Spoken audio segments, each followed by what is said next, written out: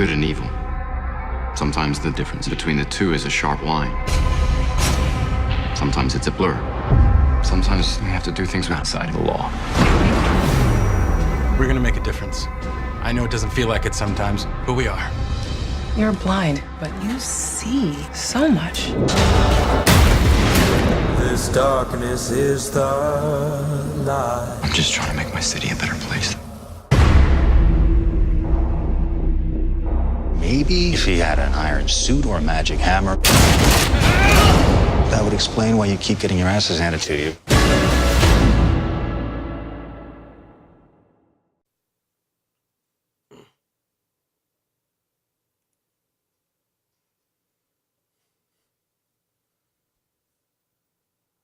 Hello everyone, and welcome to a video that's actually semi-relevant. By the time this comes out, Marvel's Daredevil will have been available on Netflix for about 2 weeks, and I suspect many superhero junkies like myself have already binge-watched it. But for those who may not be huge fans of the character, or maybe have been busy and haven't yet had a chance to see it, well, let me assure you it is worth watching. So first, a disclaimer. I haven't read any of the original Daredevil comics. All of my experience with the property comes from film and television, most notably the 2003 film version. That said, the show has converted me to a fan of the character, and all around is just a very good show. I was really excited when I heard Marvel and Netflix were working together, and the collaboration has indeed been profitable. Being a Netflix TV series, the show was able to run longer and target a narrower demographic than a traditional television program, which has allowed them to skip some of the setup and really increase the connection to the characters through the episodes, which typically run about 10 minutes longer than their broadcast counterparts. I should note, minor story spoilers ahead, pretty much what you'd get by seeing the trailer though, so not too bad. The show centers on Matt Murdock, a lawyer who was blinded by noxious chemicals in his youth. He eventually discovered, however, that his other senses allowed him to see the world in a unique way, after which he realized that though the accident cost him his sight, it had also given him a unique gift. After his boxer father was murdered when he refused to throw a fight, Matt eventually decides to train so that he can deliver the beatdown on thugs and gangbangers. Now, a lot of people will be comparing this to the 2003 film, which kind of makes sense. It's the only other big-budget production to feature this hero.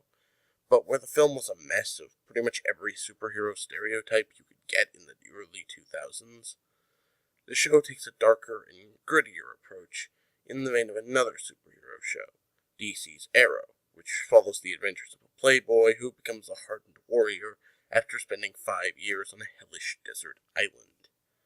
Now, I won't compare the two all that much. They're still pretty different, but I will say that there are several story and technical elements that are clearly borrowed from Arrow. The intense, gritty fisticuffs, and the villain with an actual backstory that mirrors the heroes, as well as the disguising the voice. This show takes many of the best elements of Arrow and blends them pretty seamlessly with its own narrative. I'm not going to spend a lot of time comparing this show to other Marvel shows either, but I will say that they had several shows, and all of them have hit with pretty much a resounding thud. Agents of S.H.I.E.L.D. took nearly a season to find its stride, and its dull and slow beginning, that costed a lot of viewers. And while Agent Carter was an excellent show, it suffered low viewership, primarily due to memories of Agents of S.H.I.E.L.D. Now, both of them are now going fairly strong, but neither was really a big hit at release. So what about Daredevil? Well, the cast all did very well, with Vincent D'Onofrio in particular giving a very impressive performance as the main villain, Kingpin.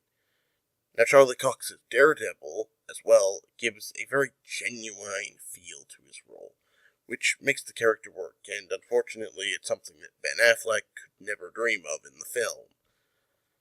Now, the show's also generally very well paced, though it can get a little slow at times, but it does manage to blend the fast-paced action and politics and manipulation together near flawlessly. The show's visuals are also fantastic. I mean, absolutely incredible.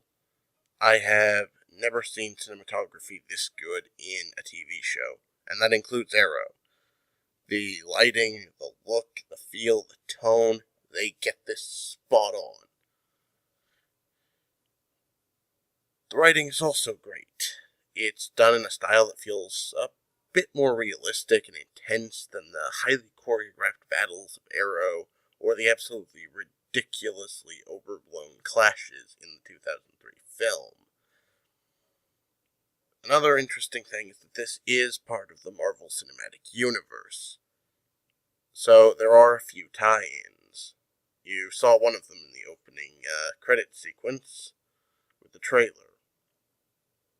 But that's really about it. They don't rely heavily on the MCU, which is probably a good thing.